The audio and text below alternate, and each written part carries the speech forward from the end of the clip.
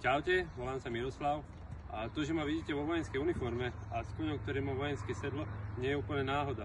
To vám rozpoviem v mojom príbehu.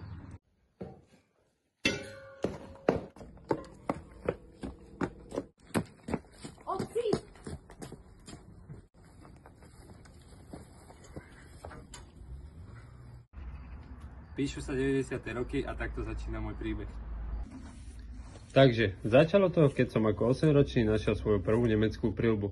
A nadchol ma príbeh, ktorý mi o nej porozprával môj otec. Začal som zbierať vojenské veci z druhej svetovej vojny. V mojom okolí som sa moc nestretol s pochopením k tejto zberateľskej vášni, ale ja som už ako 13-ročný vedel, že raz otvorím svoje vlastné vojenské múzeum.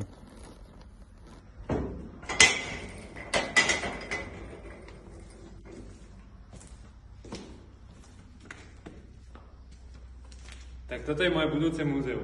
V roku 2017 som dostal do daru svoje prvé vojenské sedlo. Vždycky ma fascinovali kone, tak som sa začal naplno venovať len kavalérii a jazdectvu vojenskému, nakoľko nikto v okolí to nerobil. Ale keďže zbierka rástla a mal som stále viac sediel a už pribudli aj vozy vojenské, tak som minulý rok kúpil bývalý vojenský objekt, v ktorom som si povedal, že konečne vznikne vojenské múzeum. Po hodinách prác, vypratávaní, čistení, vymaľovaní, brúsení trámov na základy druhého posvedia, ktoré sme robili svojpomocne, aby sme ušetrili čo najviac peňazí. Následne sme celú zbierku presunuli do priestorov. Bohužiaľ som cez zimu zistil, že tam zateká. Zbierka sa znehodnocuje a pár sediel a postrojov začalo plesnivieť. Musel som začať rozmýšľať, čo ďalej. Po úvahách jediné možné riešenie bolo znovu prestrešiť kopulu a všetky peniaze, ktoré boli odložené na zveľadenie interiéru a otvorenie múzea, som musel investovať do projektu na novú strechu.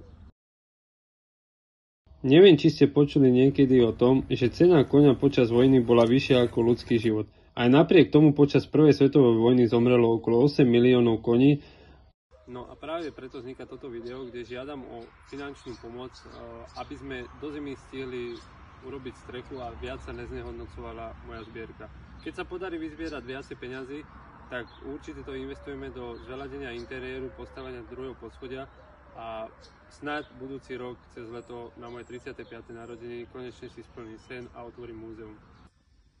A aj keď počas druhej svetovej vojny bol veľký rozmach techniky, najčastejším prepravným prostriedkom na fronte bol práve kôň a bolo ich použitých okolo 7,5 milióna. Každému, kto ma podporí v mojom sne a bude mať záujem, tak určite urobím súkromnú prehliadku múzea, ale múzeum tak či tak bude otvorené pre verejnosť za dobrovoľný príspevok, lebo nikdy nebolo môjim snom zarábať na niečom, ale skôr ukázať ľuďom tú históriu a hlavne, že netrpeli len ľudia, ale aj zvieratá.